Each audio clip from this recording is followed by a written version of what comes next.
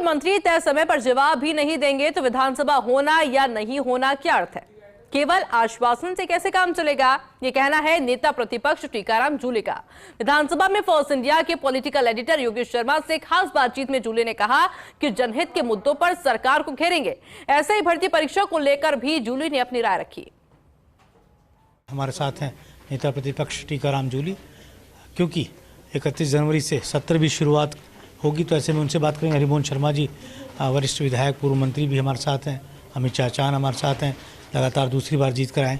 टीकाराम जी, पूरी जूली ब्रिगेड तैयार है इस बार विधानसभा के मौजूदा सत्र के लिए? जी, हम सब लोग पहले से ही जिस दिन सत्र अवसान होता है पुराना और अगले की तैयारी उसी दिन से हम शुरू कर देते हैं, तो हमारी तैयारियां पूरी हैं।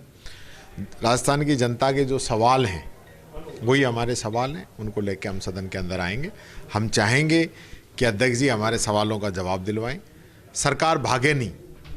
पहली बार ऐसा हो रहा है पिछले सत्र के दौरान भी, अब भी हम कह रहे हैं हम सत्र चलाना चाहेंगे, सरकार भागना चाहेगी, तो हम ऐसा कतई नहीं करने देंगे कि राजस्थान की जनता की जो खून पसीने की गाड़ी कमाई है उससे विधानसभा चल रही है, तो चलनी चाहिए, बिजनेस आना चाहिए, यहाँ बिल पेश हो, उन पे बहस हो।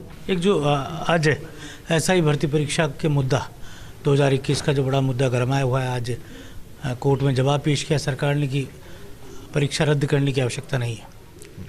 सरकार करा ही नहीं पा रही, इसलिए कोर्ट को फैसला करना पड़ रहा है।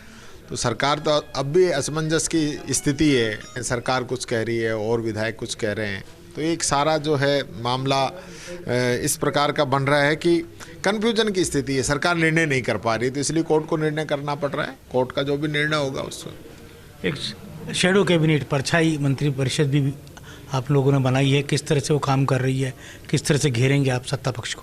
हमारी शैडो कैबिनेट जो है वो हमारे जो विधायक हैं, जिसका जिस विषय के अंदर इंटरेस्ट है वो उस डिपार्टमेंट को, सब्जेक्ट को देख रहे हैं और उनको जिम्मेदारी हमने दे रखी है और उसी हिसाब से सारा काम हम कर रहे हैं।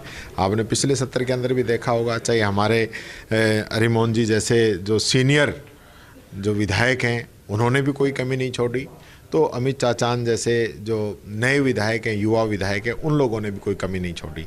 अपनी तरफ से जनता के जो मुद्दे हैं उनको बहुत ही बेहतरीन तरीके से सब लोगों ने यहाँ सदन के अंदर उठाया। लेकिन एक दुख जरूर है कि विधानसभा का जो महत्व है वो मैं समझता हूँ बहुत ही महत्वपूर्ण इसका विषय है कि विधानसभा में आने के बाद में भी अगर किसी विषय का समाधान नहीं हो, किसी समस्या का समाधान नहीं हो, किसी क्वेश्चन का जवाब नहीं आए, तो फिर विधानसभा चलना बेकार है। बड़ा सवाल है आपसे कि जिस तरह इस बार नवाचार किया स्पीकर ने, ई पेपरलेस पूरी विधानसभा होगी, आप सबके टेबल पर आईपोड होंगे, एक क्रांतिकारी नवाचार की तरफ राजस्थान की विधानसभा बढ़ी है। देखिए, सबसे पहले इसकी शुरुआत राजीव गांधी जी कर लेके आए थे। डीबीटी के माध्यम से आज जो स्कीमें जो चल रही, जिनका लाभ मिल रहा है, और उसको आगे बढ़ाते हुए पिछली बार सीपी जोशी जी के समय में ही ऑनलाइन उन्होंने सारी व्यवस्था शुरू कर दी थी। सारा जो रिकॉर्ड था वो सब ऑनलाइन हो गया था, और हमारे अध्यक्ष जी ने, देवनानी जी ने भी उस कड़ी को और आगे बढ़ाते हुए आज सदन के अंदर भी आईपैड और टैबलेट की सुविधा जो कर दी है।